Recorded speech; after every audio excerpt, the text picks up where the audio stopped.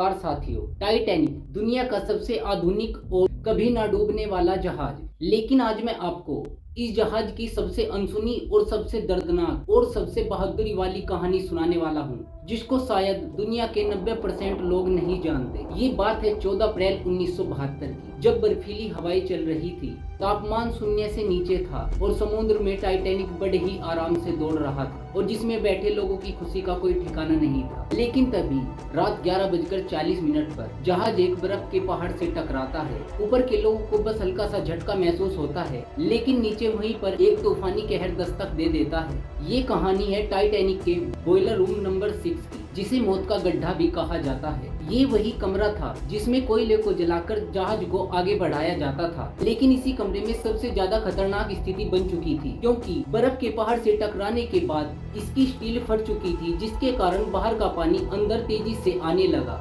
जब पानी कमरे के अंदर घुसा, उस समय इस कमरे में कुल 13 लोग थे, जिसमें से 10 लोग तुरंत वहीं पर मर गए। लेकिन 13 में से अभी 3 लोग बच चुके थे, जिनमें पहला फॉरेस्ट, दूसरा बैरेट और तीसरा हेस्केथ था। इन तीनों के पास 2 ऑप्शन थे, या तो ये भागकर अपनी जान बचा ले या फिर वहीं पर रुककर टाइटैनिक की मशीनरी संभाले, जिसके कारण टाइटैनिक जल्दी ना डूबे। और वहीं पर इन्होंने दुनिया की सोच से परे दूसरे रास्ते को चुना। इन्होंने वहीं पर रुककर भाप की मशीनरी को अच्छी तरह संभाला। जो जहाज लगभग 10-15 मिनट के अंदर डूबने वाला था, अब वह 2 घंटे 40 मिनट में डूबा। और इसका फायदा यह हुआ, 2 घंटे 40 मिनट में लगभग 706 से अधिक लोगों की जान बचाई गई, क्योंकि ऊपर से लाइफ बोट को नीचे डाला गया और फिर इनमें बच्चों व औरतों को बिठाकर अगर ये तीनों मजदूर वहां से भाग जाते तो शायद एक भी लाइफ बोट को नीचे नहीं उतारा जा सकता था, क्योंकि 10-15 मिनट के अंदर ऐसा बिल्कुल भी संभव नहीं था। धीरे धीरे पानी बॉयलर रूम के ऊपर तक पहुंच गया और धीरे धीरे ये तीनों लोग भी अपनी सांसें छोड़ने लगे।